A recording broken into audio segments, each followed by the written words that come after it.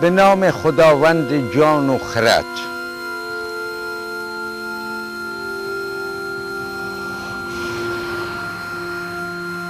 ای خدای کریم، ای خدای کریم، التماس می کنم، به درگاهت استغاثه می کنم،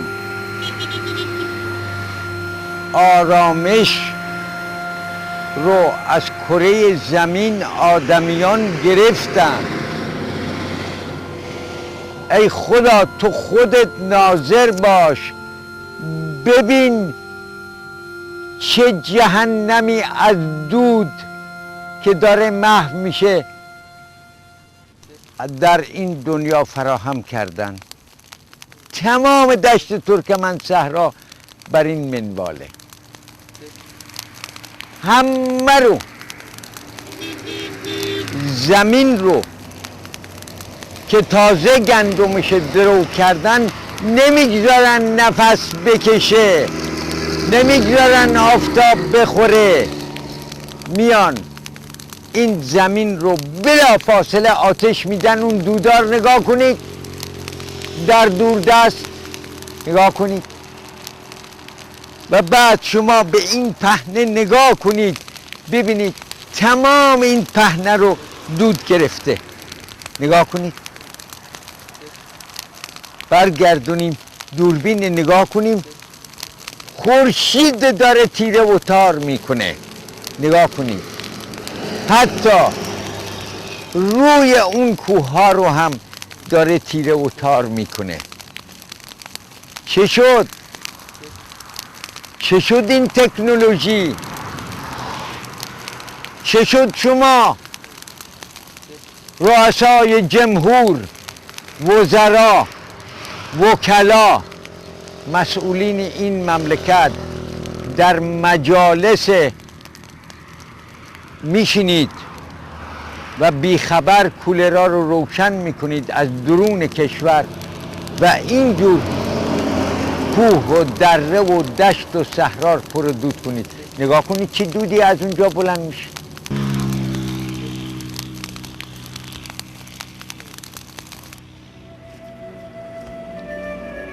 کدام گلخن در تمام طول تاریخ، آیا هزاران هزار گلخنی که برای تون تاب حمام آب گرم می‌کردند به اندازه این آتش زدن‌ها، نگاه کن، دود بیرون میدادن؟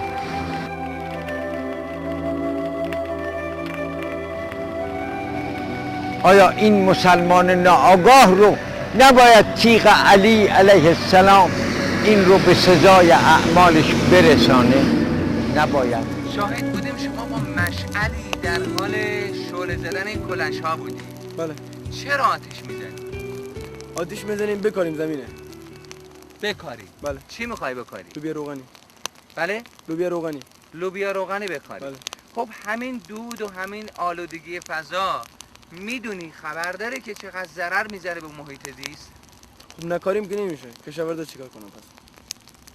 شما میدونی بالاخره این دود در یک جای آسیب خودش رو میگذاره و موجب میشه که بارون نیاد، تخریب بکنه لایه اوزون رو. الان زمین رو همه آتش دادن ببین. چون همه آتش میزنن شما هم میزنی. مجبوریم آتش بزنیم دیگه. آتش نزنیم کاشته نمیشه.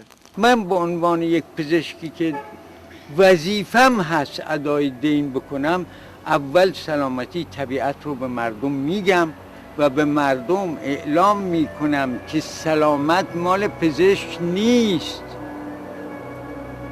سلامت وقتی طبیعت سلامت باشه، حرف اول جهان رو محیط زیست میزنه. اگر آقای کلینتون به الگور رؤسای جمهور گذشته دنیا با زناگریش دوبار رئیس جمهور شد، به علت این بود که داد از محیط زیست میزد. آقایون مدیران این مملکت از بالا تا پایین اول باید بفهمن محیط زیست یعنی چه. اول باید بفهمن فیزیولوژی اکسیژنی که اگه 3 دقیقه نفس نکشی میمیری چیه. بعدش بیان به کار صنع خدا دخالت کنن. شما باید بدانید وقتی جنگل میارید تبدیل به کشاورزی، عقل خداوند به شما حکم میکنه که جنگل نگهدارنده کشاورزی است و اگر شما میخواید کشاورزی بکنید نیایید با خدا دهنکجی کنید، جنگل ور بندازید، زراعت بکنید و بعد بگید که گندم تمام شد. آقای رئیس جمهور، آقای رئیس جمهور، آقای رئیس جمهور، تو که امروز تصمیم گیر مملکتی، آقای رئیس جمهور بیا به حال مردم این مملکت و خودت رحم. تو اهل گرمساری، بنده به خداوند میگم تو به تو هم چون علاقمندم به خاطر زهده، علاقمندم، اهل گرمساری، وارد به جنگل نیستی. اگر بالای جنگل اونجا نباشه از طریق فیروزکوه آب میاد به گرمسار.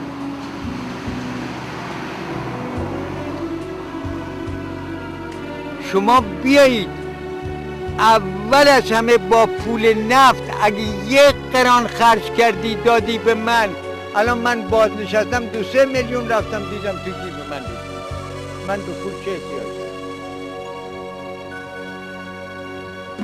بازنشسته از خانم علامه در امریکا 2 میلیون تومن پول حقوقی گرفته آورده داده به من که تو درخت یا هر کار کنی. ثروتمند امریکایی اومده 150 میلیون تومن پولشو به من داده، من وقت کردم برای درخت. آقای احمدی نژاد، شما اگر میخواید زیربنای مملکت درست بشه اول باید درس محیط زیست بخوانی از مؤسسات ورلدبانک، چشم جهان، سازمان ملل، UNDP که مورد قبولتون هست آموزش ببینید بعد رئیس جمهور بشید. من صادقانه عرض.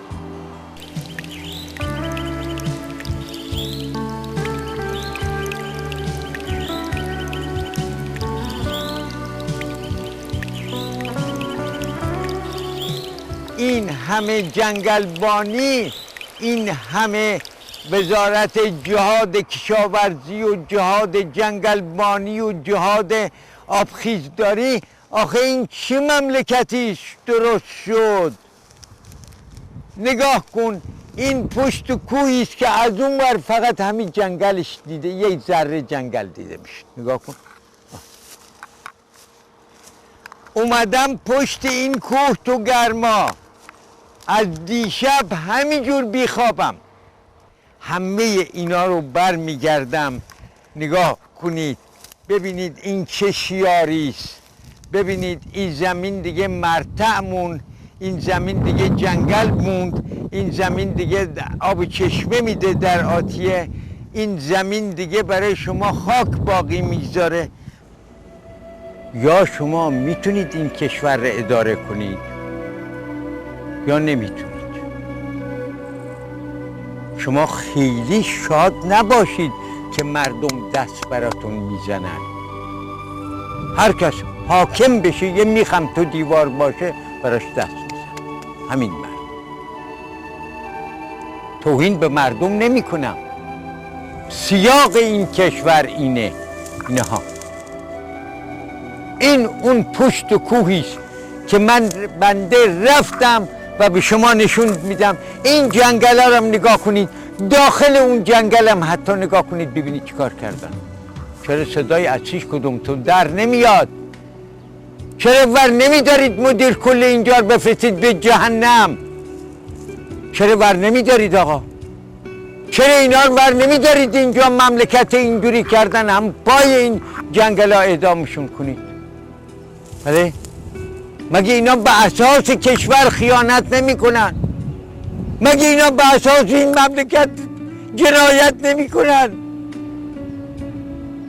چرا شما پشت و میزان نشستید؟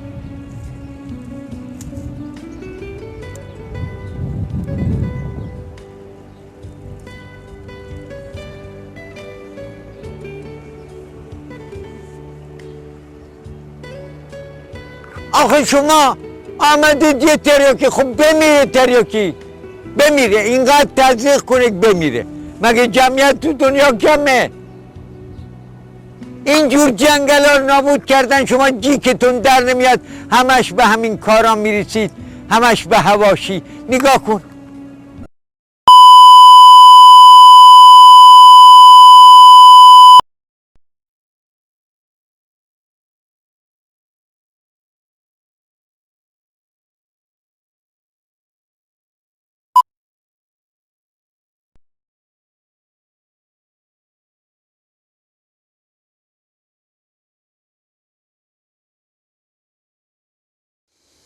هر که در این سرا درآید نانش دهید و از ایمانش مپرسید، چه آن کس که به درگاه خداوند به جان ارزد، بر سفره بوالحسن به نان ارزد.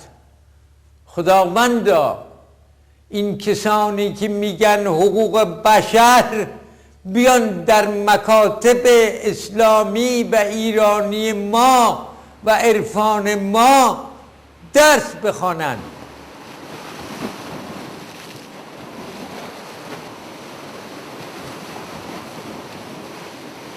خواهی، ببین شعرش اینه، که رسی به کام بردار دو گام، یک گام ز دنیا و دگر گام ز کام. از دنیا ببر، از کامتم ببر، نیکو سخنی شنو ز پیر بستام. از دانه طمع ببر که رستی از دام. این از آجر قرمزه، ببینید این قرمز، این قشنگ سفیده. اینا رو ریخته بودن توی سنگ فروشی که ببرن بیرون. میگفتن بعد یکی هر تراکتوری چقدر پول بدیم که اینا رو ببرن. من اینا رو جمع کردم، 30 سال پیش آوردم اینجا فرش کردم. نمده همه این پلاسه ترکمنیست که اینجاشم موش زده. حالا موشم سهمش همیناست. از روستایا پرسیدم شما چه نوع کفشی میپوشید؟ گفتن از اینا. یکی 700 تومن. نگاه کن خیلی هم راحته. من این رو اینجور پوشیدم، 700 تومن خدا گواه دادم دیگه. این زندگی که اینقدر میگه سخت گیرد این جهان بر مردمان سخت پوش. اینم یک اتاقه، اینجام سقف نورگیریشه. خیلی با دوام تشریف میارید به اینجا. خب اینا قوچ و بوز و میش هستن. خب بابا جان اینا حیف نیستن ما بکوشیم اینا رو بخوریم؟ این چقدر قشنگن. حالا دیگه کار آدم ها به اونجا کشیده که خود اینا رو گیر نمیارن، شاخشونو میخوان، شاخشونو میبرن تو خونه آویزون میکنن، قبقب هم میگیرن که یعنی ما شکارچییم. چیکار داریم؟ این میبوسمش، چیکار دارم بکشمش؟ چیکاری زشتیست. نگاه کن که قشنگه. این اسفناج اینا میگن اسید فولیکش زیاده. در هر حال این نعناس آرامش بخش اعصابه. آی خواب خوبی میده این گشنیز. این جعفری 100 گرم بخورید شما برای 70 روز بدنتون گارانتی از لحاظ ویتامینا. البته بنده این رو عملا نشون دادم چون خودم به گرفتار به بیماری های متعدد روحی بودم. یعنی از بس کار میکردم و 5 تا تلفن رو سرم و مریض زیاد داشتم، شبها تا صبح عمل، روزها مریض، خسته بودم واقعا. مبتلا به بیخوابی شده بودم شدید. بعدم دیگه اصلا بیقرار بودم، نمیدونستم کجا میرم چه میکنم. فقط مونده بود یک ذره مراعات مردم که سلامشونه جواب بدم. اینا رو نباید بگذاریم زمین بپوسه. این جمع کردیم، این برکت خداوند. میایم الان اینجا دیگه این ماده ترشیش با سالاد چقدر خوشمزه میشه. پوست نارنج ضد سرطانه، ضد کانسره. تکلیف است. اینا از بنده میخوان که حرمت اینا رو داشته باشین. محلی ها اینا رو میخورن، ترش خوشمزه. محلی ها میخورم، من میخورم. هم میگوید خدا را اندلیب که انتظار رزق از توست ای مجیب. ما همه عیال خداوندیم. با چیا؟ با همین خلقتی کرده.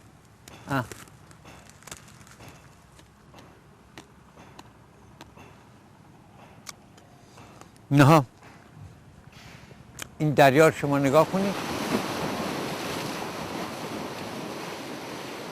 این مردم میان اینجا میشینن، سازشون میزنن، رقصشون میکنن، بعد این محیط زیستم اینجوری میکنن.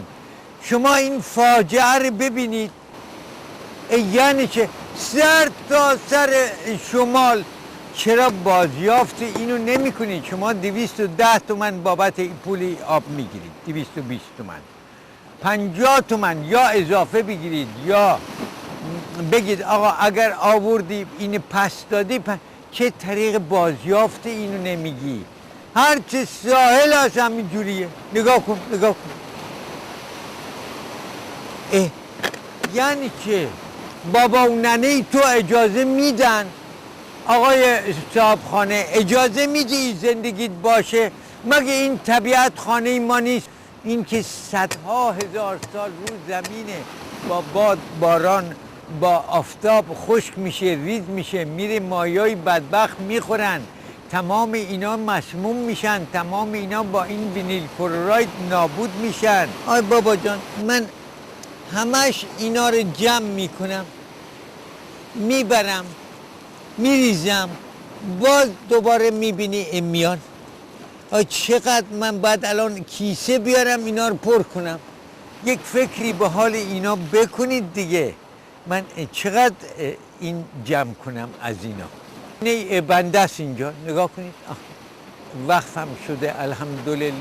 من این جدا میکنم، این جدا میکنم، توی کیسه میریزم، کاغذ توی کیسه میریزم، شیشه رو توی کیسه میریزم، زباله قابل بازیافت تمام توی زمین چال میکنم.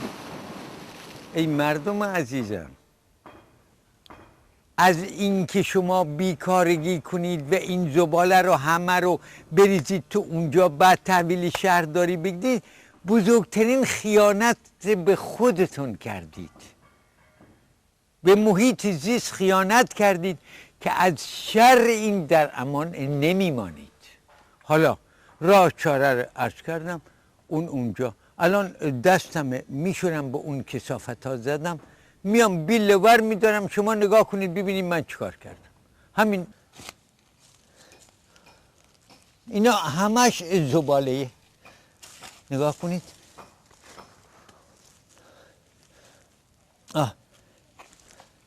نگاه کنید. خب بابا جان، این که حالا اگر درخت ندارید،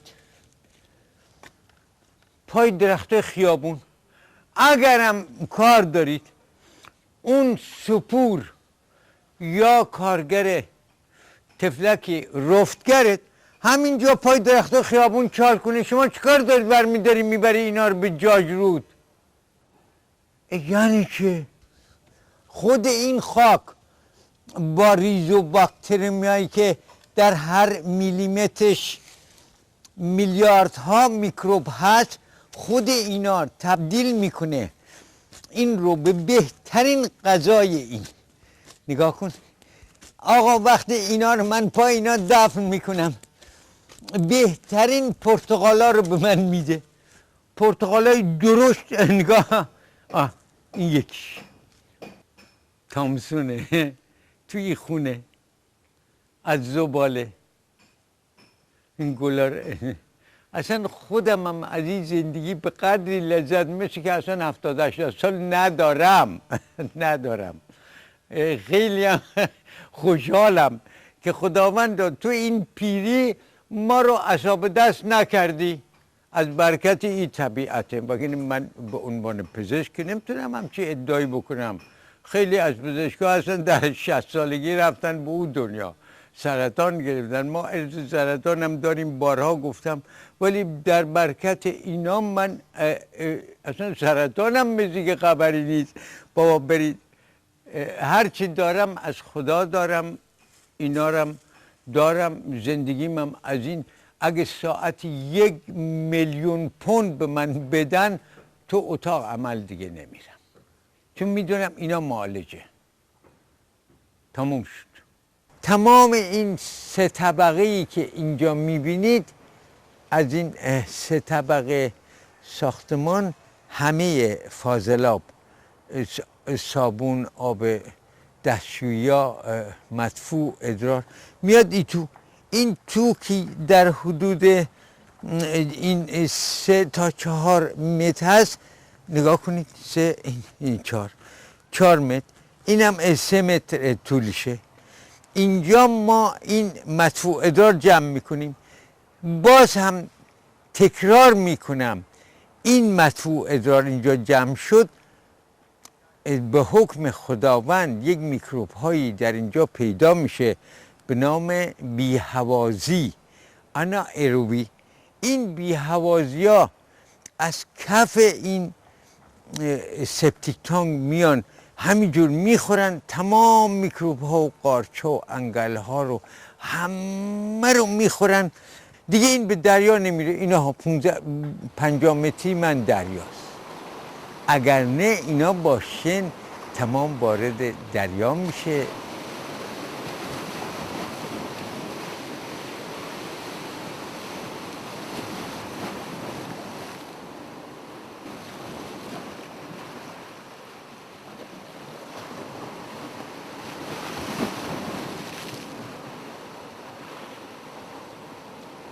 آخ، دلم میخواد که دائم پیش اینا رو بوس بکنم.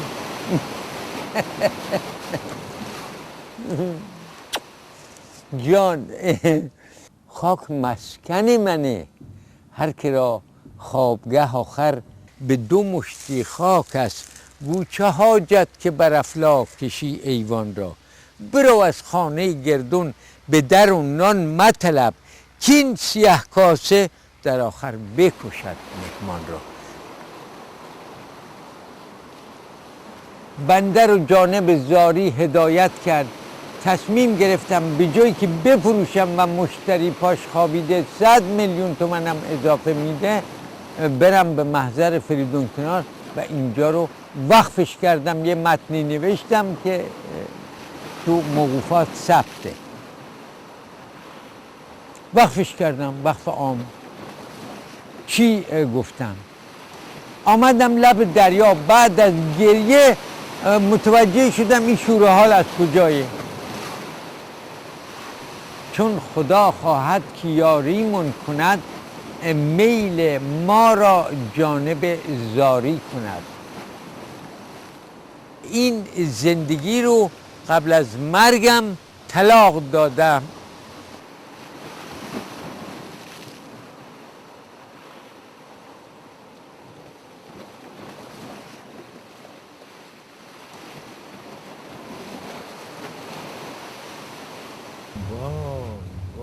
وای اگر یه انسان به یک انسان ظلم میکنه، صدای اون در میاد. مظلوم بالاخره صداش در میاد. ولی ظلم به طبیعت در حد بالا میشه و جیکش در نمیاد. تا یه روزی انتقام میشه با سیل و گرما از همه بگیره. اومدن آزمایش کردن آب دریا رو با فاضلابای خود منازل آزمایش کردن که آلودگی دریا 15% بیشتر از اون هستش. عجب. بله برای این من برای چی برم دارم، چون من اینا دارم میبینم. من در حدود یه ماه پیش خدا شاهده بالدنجان که تردد میزنم تو دریا به قدری روی مسئولی دریا از چیز روی کف دریا که بالدنج از اون انگار که از تو باطا آدم رد میشن. هر آن چون موتور ما آب میکشه از این ورگان بیرون میکنه، این کثافت ها رو عمل میگیره، از اون ور ما میرسیم که یه وقتی راه رو بند نیاره که آلودگی از اون ور نکنه موتور ما بسوزه. شبها تا صبح تو اتاق عمل بر سر یک بیماری که میخواست مثلا به علت بیماری یا نبودن طبیب یا مثلا بمیره، من چی جانها کندم، ولی همین انسان عامل اصلی خرابی طبیعت.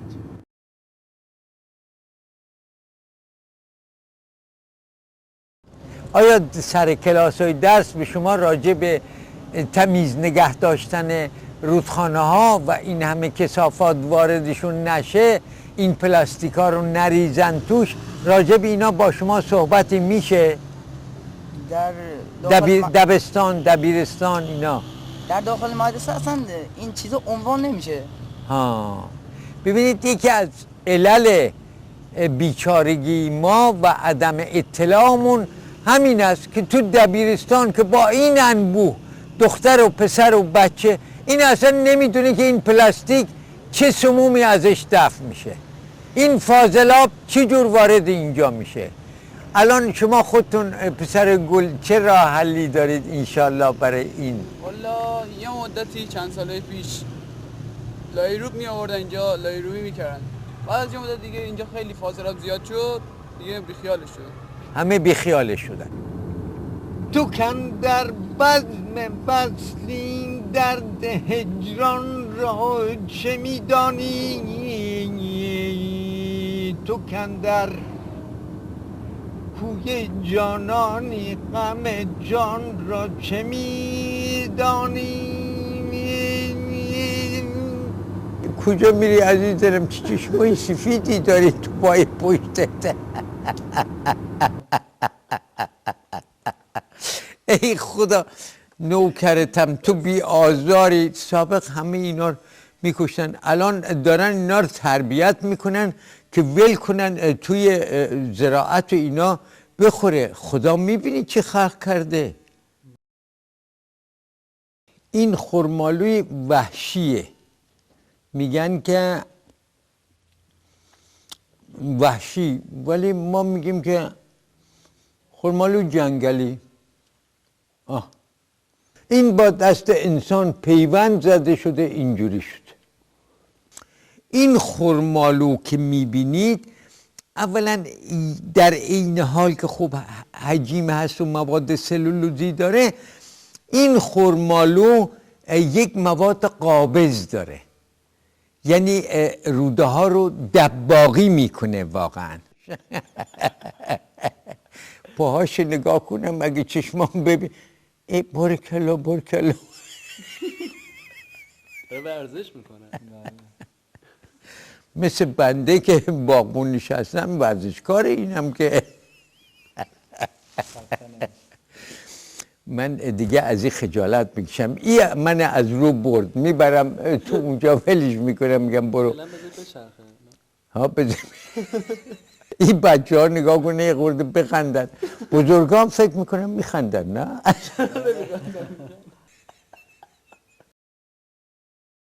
بماند سالها این نظم و ترتیب، ز ما هر ذره خاک افتاده جا.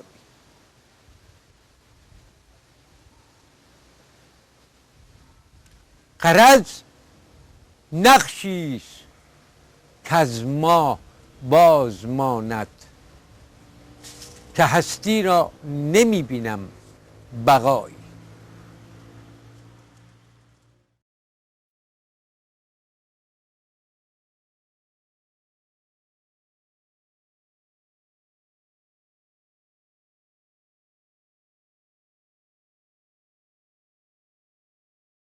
خدایا عظمت این شلوغی رو ببین و راه این سامانه‌ای که بشریت با این همه ولوله، با این اتومبیل ها، با این همه جنون حرکت شتاب زده ببین به کجا میره. ببین خدایا در مرکز میدان انقلاب به جای اینکه درختان بلند باشه مثل اینجا ببین چمنکاری کردن. ای مسئول، ای آقایی که بر این سمت نشستی و پول مردم رو خرج میکنی، آقای مسئول، اینجا آب و هوای مدیترانه‌ای نیست که تو این کار میکنی. اینجا تهران دامنه البرز باید با باغات و درختکاران اگر شما این وسط رو چنار میکاشتید آیا این هوا رو تغییر نمیداد؟ سوال. امیدوارم که از این جا من برم و بعد بیام و شما ببینید این وضعیت رو نگاه کنید. اون روبرو دو تا تک درخت، اون روبرو دو تا تک درخت، نگاه کنید چقدر مظلوموار در اون گوشه میدون انقلاب دارن به حال این مردم قصه میخورن. اینجا تکرار میکنم چمنکاری. آقای مسئول، آقای شهردار، مگر اینجا آب هوای مدیترانه است؟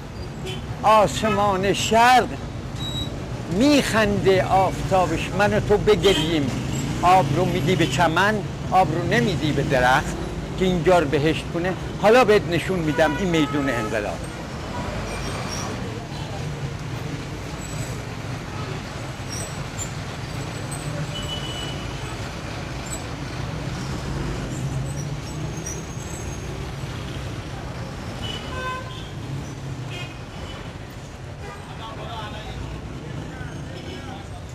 من اینجا وامیستم. این ولوله رو نگاه کن. فریاد، ترمینال، راه آهن، آزادی، غیر و ذالک. اونجا رو نگاه کن. همینجور جوونا میان یه سیگار 20 تومن، آتش زنم داره. اینجا رو نگاه کنید. این ویرانه است 10 قدم زیر پل این محیط کشوری که شما به نام تهران اسمش میذارید.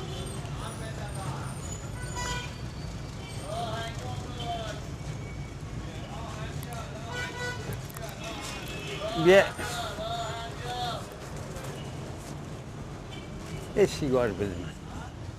یه سیگار. نه. سیگار نداری؟ نداری سیگار؟ پس اینا چی هست؟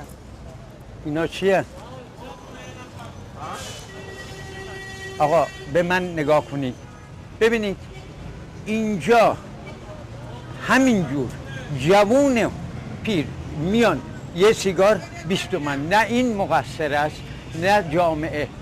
به نظر بنده حاکمین مسئولن. استاد ما چه فروشنده است؟ بله ایشون اصلا مقصر نیستن.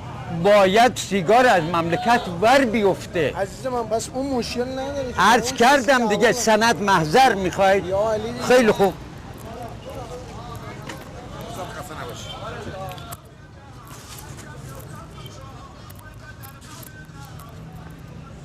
من دارم میرم. این کوچه پشت سینماست. شما نگاه بکنید، از دور ببینید یک تک درخت. اینجا روزی پر درخت بود.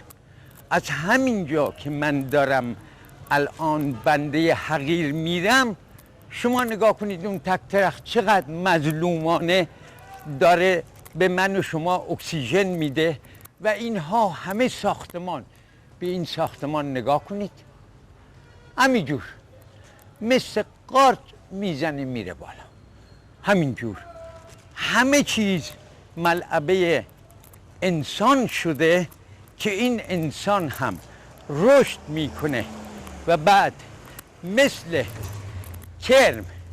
کرمایی که در اون ته چاه ها رشد میکنن، بعد گرسنه میشن و بعد همدیگر رو میخورن. شما ببینید این تک درختو 3 سال بنده خونمو دادم به این محیط زیست مجانی و آمدن شهردار منطقه، رئیس فضای سبز منطقه، این یکی اون یکی اومدن این خونه رو بنده ماهی 500,000 تومان اجارش دادم به این آقایون به نام محیط زیست. شما الان بیایید اینجا نگاه کنید، بیایید اینجا نگاه کنید، خانه محیط زیست تهران. اینا با من قرارداد دارن. خب چرا به حرف نکردید؟ از همینجا وارد این در میشم، 10 قدم میرم جلو، شما عظمت لطف خدا رو خواهید دید.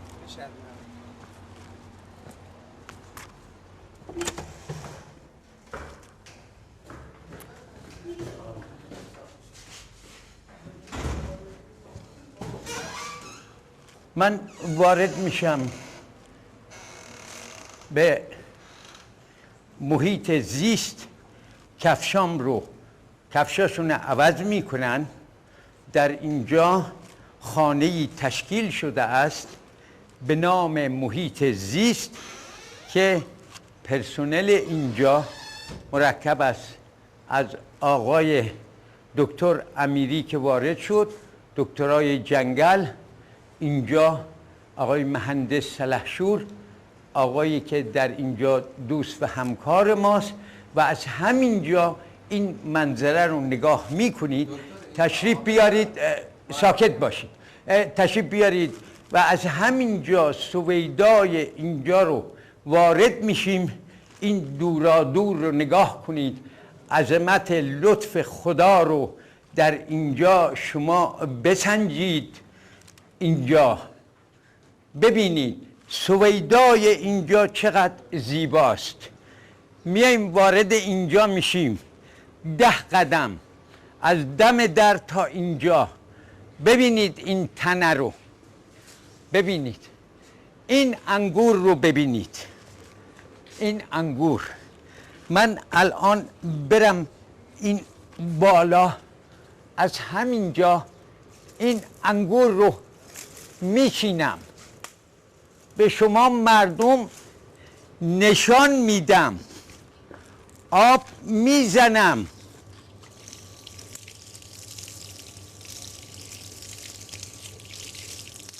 میخورم. از چی؟ از درخت انگور میدان انقلاب. یعنی چه؟ یعنی ناآگاهی مسئولین این مملکت که این کشور رو به درد غرب زدگی، پرحرفی، پشت میز نشستن، راند خوردن، چه خودشون چه مردمی که به راندخوری عادت دادن، تعداد محدودی جون میکنن برای این کشور، تعداد غیر محدودی همه کار به سر این مملکت دادن و میدن. شما نگاه کنید این خونه میدان انقلاب با 180 متر رویشش، این انگور میگه که جان به شما میگه. دانه این ضد سرطانه. این انگور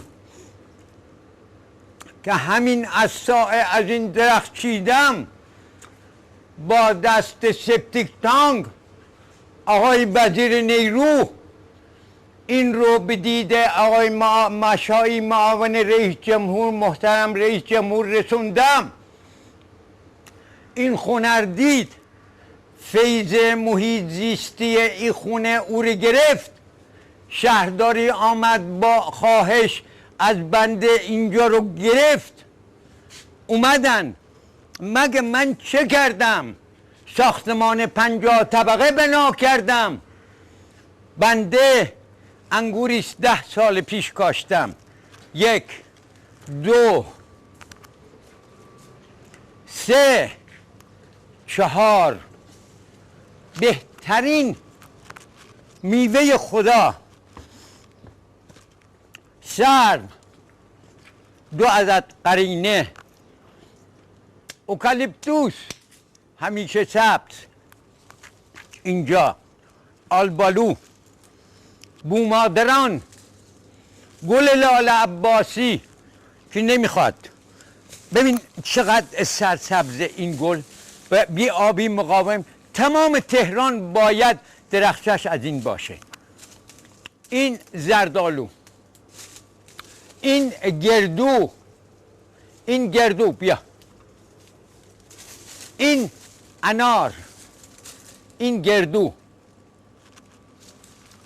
این به، این زیتون، این زیتون، اینها، این تا توت و شاه توت، این انگور، این اسمشو نمیدانم.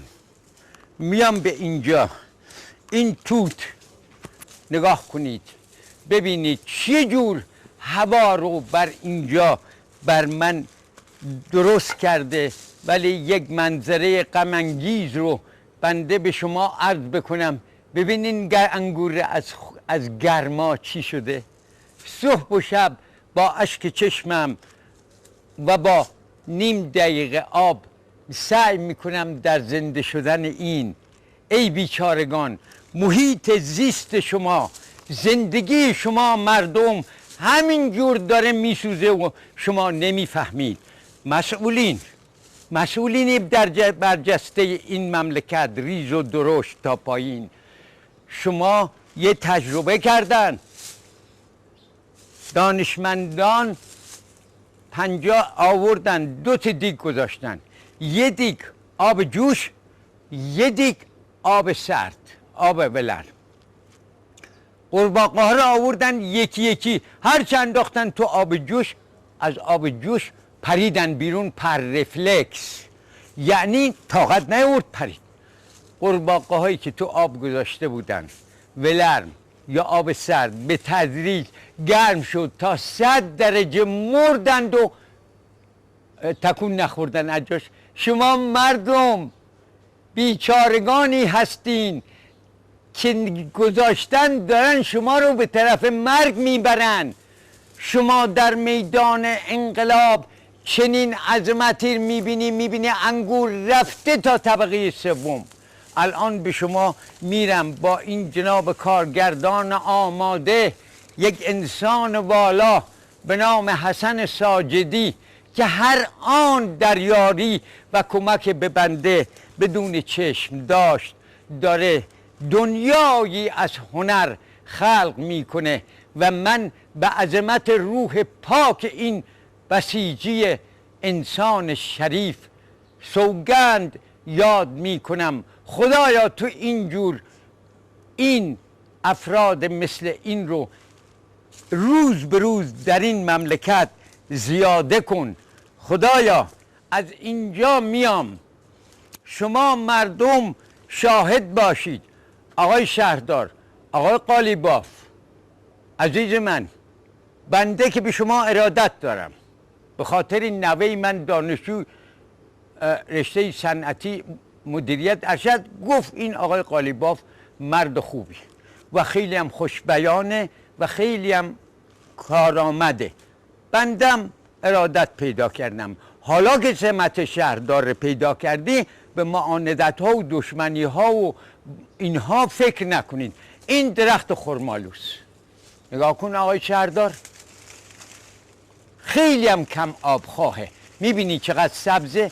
من به این آب نمیدم، اما به این خرزهره آب نمیدم، به این انگوره، به این آب نمیدم. اینم مرکباتش. میام اینجا شما رو به خدایی که قسم میدم، ببینید مردم شما تو اینجا چه میبینید؟ مردم این درخت نگاه کن، شب تا صبح روز تا شم اکسیژن میده، هوا رو تصفیه میکنه. در این میدان آلوده درجه 1 تهران بنده در پناه این درختان زندگی میکنم. تو این دوتا اتاق، تو این دوتا اتاق رو به تمام تهران نمیدم، روی نمد زندگی میکنم، درونشم به شما نشون میدم، ولی در سایه امن این آقایون مسئولین، جناب رئیس جمهور، جناب شهردار، جنابان مردم، دست از درخت بردارید. مردم دست از باغات کشور بردارید.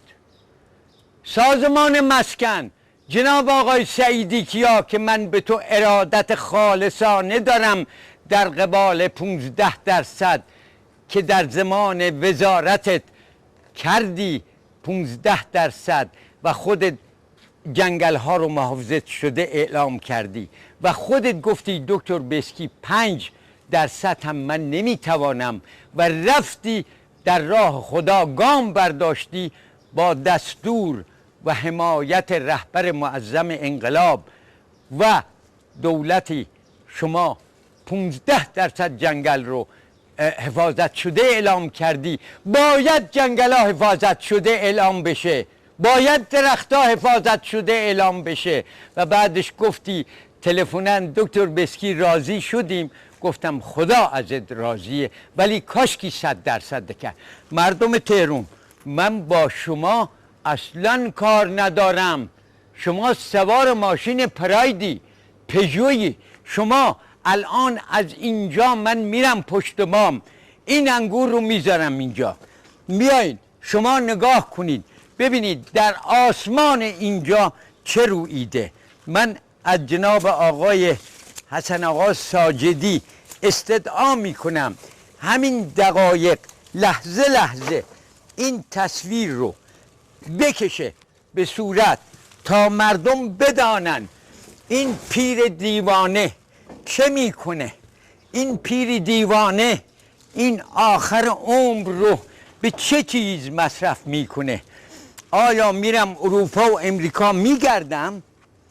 آیا میرم پول پوزم همه اینا وقفه به حمدالله. نگاه کن چه سبزه در کنار اینجا، ولی این چه خشکه در کنار این آفتاب سوزان که خود شما مردم بر سر خودتون فرود آوردید. حالا من از همینجا میرم بالا، جناب حسن آقا ساجدی هم لطف میکنن تشریف میآورن. این مرد پاک تینت بیاد اینجا، شما نگاه بکنید ببینید تو این کشور چقدر سرمایه مستتر است و مسئولین آگاهی ندارن. دائما به آسفالت، دائما به چی؟ دائما به این که این چپ است و اون راست است و اون فلان است و اون بهمان است و این پست فلان داره و اون پست فلان داره و اون ماهی 1 میلیون 2 میلیون پول میگیره. من به اونا چیکار دارم؟ این انگور نگاه کنید، نگاه کنید. این انگور، شما این بالای پشت بوم طبقه دوم زندگی منه. تو همین دوتا اتاق زندگی میکنم. اینا سایه امنشون بر اینجاست. دیگه من کولر نمیخوام. شما نگاه میکنید این انگور نگاه کن چند کیلویه. نگاه کن، نگاه کن، نگاه کن یه خوشه رو که من با آفتاب رسوندم. آی بنده خدا، آی مسئول، تو کجایی؟ کجایی بابا؟ من که 2 ساله این خونه رو در اختیار شما گذاشتم، شما چه کاری کردید برای این مملکت؟ مای 500,000 تومنم به من لطمه زدید.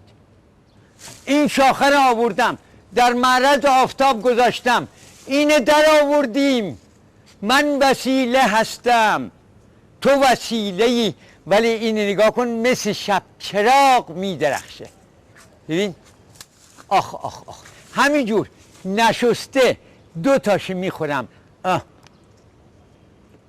حیفم میاد بکنمت. شما نگاه کنید شما نگاه کنید این انگور 2 کیلو وزنش، نگاه کن با آفتاب رسیده. اینجا رو نگاه کن، اینجا رو نگاه کنید. بابا خودتون رو برید به حکیم کور نشون بدید.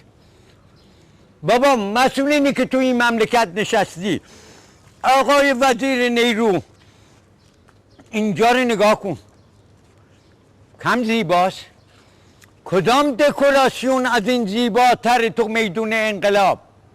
شما چرا عقلتون به کار نمیندازین؟ آقای وزیر نیرو، این محصول ادرار و مدفوع و سپتیک تانگه. آقای وزیر نیرو، چقدر من به پیش اسلاف تو فریاد زدم، تلفن کردم، تلگراف زدم، کسی گوش داد به حرف من؟ بله هی آوردید تریلیارد پول این مملکت رو زمین سوراخ کردید، ورداشتید بردید به قسمت‌های شهر، تصفیه درست کردید. قرض زده بیچاره ها، ای قرض زدگان بیچاره، نفهمیدید که ملت ایران وقتی که مدفوع ادرار زیاد میمون تو این رسوب ها، بر می داشت با خاک قاطی میکرد، میبرد پای کاهو میداد، ولی انگل زیاد بود، عوارض انگلی زیاد. حالا ما تو سپتیک تانک، این که فیلمشی بهتون دادم، وزیر نیرو گوش کرد، ریاست جمهور گوش کرد، خانم دکتر ابتکار گوش کرد، خانم دکتر جوالدی دستور داد. کدومتون کردید؟ مگر این کاری که اینجا هست که بر مبنای داده خداوند هست به نام میکروب های انائروبی و آئروبی، یعنی میکروب های بی‌هوازی، میکروب های هوازی، قارچ ها، پارازیت ها، انگل ها، اینها در سپتیک تانک جمع میشن، بعد به حکم میمیرن، اکسیژن لازم دارن میمیرن، اکسیژن نیست در سپتیک تانک، بسته است. بعد اینها از لاشه یا از اون ته سپتیک تانک به حکم خداوند انائروبی، میکروب های بی‌هوازی پیدا میشن، تمام لاشه و مدفوع ادرار و حتی صابون رو میخورن و میان بالا، یک آب تمیز پرغذایی میدن که این انگورار بیچارگان به من و شما میده. بیچارگان تهرانی، بیچارگان تهرانی، بیچارگان مسئولین حکومتی، مسئولین، بیچارگان مسئولین، شما ما رو با پین و خصیان نفرستادید.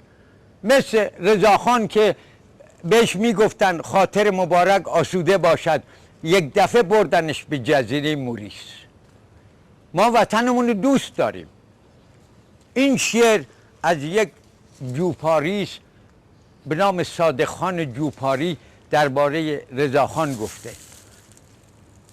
نشر خبری ز مرکز ابلیس است، یا راست، مرکز ابلیس یعنی BBC، نشر خبری ز مرکز ابلیس است، یا راست یا دروغ یا تلبیس است. هر کس وطن خیش به بیگانه فروخ، آخر وطنش جزیره موریس است. مسئولین به پا باشید که با راندخوری جزیره موریس جاتون نباشه. مثل رهبر انقلاب زاهدانه زندگی کنید و این مملکت رو اینجوری کنید تمام کره زمین به غیر از قطب شمال و جنوب با مدفوع ادرار انسانها به این شکل در میاد. ای بیچارگان، ای بیچارگان بیعقل، ای بیچارگانی که تو این مملکت بارها گفتم پشت میزان نشستید و مملکت رو خوردید و جنگلا رو بردید و پول نفت رو نابود کردید. چه حاکمین مصرف بیگانه پرستی قبل از انقلاب و چه مسئولینی که ناآگاه آمدن بر سر این کشور نشستن و یادشون رفت. آقای مسئول حرف آخر رو با تو میزنم. نفت یک سوخت فسیلی است، تمام میشه، 50 سال دیگه تمام، 70 سال دیگه نفت و گاز تمامه. آقای مسئول این درخت کی تمامه؟ چرا نمیری به مدارک تجدید شونده؟ چرا نمیرید به طرف طبیعت تجدید شونده؟ مگر من اینا رو با پول نفت درست کردم؟ ها؟ مگر من یه وسیله هستم، اینا خداست. این طبیعت مظلوم رو دریابیم مردم تهرون. حرف آخر، 10 ساله تهرون رو اینجور بهشت برین میکنم. برن همه کسانی که دستن در کارن بردارن بیل و کلنگ و بیان را بیفتن از این پایلوت عظیم عشق و احساس و اندیشه و لطف خدا در رأسش استفاده کنید. بیچارگان، وزیر نینو بیا جواب بده. تو مسئول کارهای خلاف گذشتگان هستی، چه اون آقای ایکس چه اون آقای فلان، باید جواب بدی. وکیل مجلس پاشو بیا اینجا، ببین اینجا رو ببین. برو با قید 2 فوریت فوراً بگید که اسم من احمق رم نبرید، به نام خودتون بگید این پایلوت دکتر بسکی، اینم شما. ما تهران رو از شما ظرف 5 سال اینجوری میکنیم با مدفوع ادرار. این رو هم دلم نمیاد نگم، بابا این کوه البرتو اینجا، این قله توچال بزرگترین نعمت خداونده. چرا نمیفهمید؟ این پر از انرژی ترمودینامیکه. ما با شیب این تمام تهرون رو از مدفوع ادرار نمیگذاریم بره جنوب شهر رو آلوده کنه با فلزات سنگین و بخوره. تمام این درختان فلزات سنگین رو در خودشون جذب میکنن، هضم میکنن، کلور رو هضم میکنن. مهمترین نتیجه ملموسی که بنده گرفتم، چون تمام فاضلاب 4 طبقه وارد این لوله PVC 160 میرسه، دیگه سوسک محلی برای گذاشتن لانه نداره، به نتیجه لیزه و تخلخل نداره. سوسکم از این خانه به حمدالله ور افتاد. چقدر من پول سم دادم، چقدر پول این زندگی نادمانه‌ای که در این تهران نتیجه حرکات مردم، عدم فهم مسئولین و مردم هر دو. من تمام زبالای ترم اینجا دفن میکنم، کاغذم میدم به دوباره بازیافت میشه، پلاستیک میدیم به اون خشکش، قوطی ها رو چیز میکاریم، گل میکاریم. این آخرش ببینم این فیلم با دست تکرار میکنم حسن هنرمند، حسن ساجدی، این بسیجی آگاه، بنده این فیلم رو میرسونم به دید حضرت رهبر انشاءالله و دید جناب آقای رئیس جمهور. ببینم چه میکنید. رهبر عظیم ما با درگیری های جهانی ازش بنده توقعی ندارم، ولی از آقای رئیس جمهورم توقع ندارم، ولی از تمام وزرا میخوام در جلسه هیئت دولت این فیلم مطرح کنن. فیلم های دیگر هم 4 تا میدم، مملکت بسازید، برید پی کارتون. نگاه کن این رویش زمین رو، نگاه کن اینجا، اون ساختمان نگاه کن اونجا، ها نگاه کن. ببین مردم، وقتی بنده از مولانا عرض میکنم میگم عاشق صنع خدا، عاشق صنع خدا با فر بود، با فراست. من فراستی نیستم، من کوچک ابدال طبیعت خداوند هستم. عاشق صنع خدا با فر بود، عاشق مصنوع خود این ساختمونا کافر بود.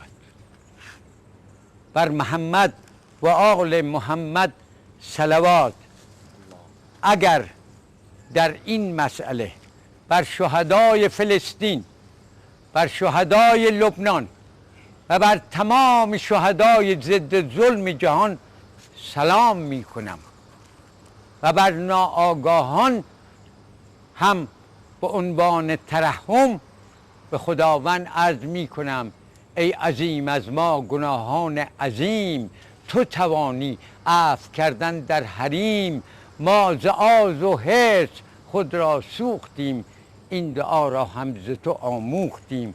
حرمت آن که دعا آموختی اندر این ظلمت، چراغ افروختی عفو کن این بندگان تن برست.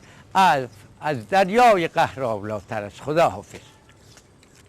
دارم میرم پایین، حسن آقا هم به من کمک میکنن و انشالله در آتیه نزدیکی تمام اینا رو میندازن بر این بالای سیم ها.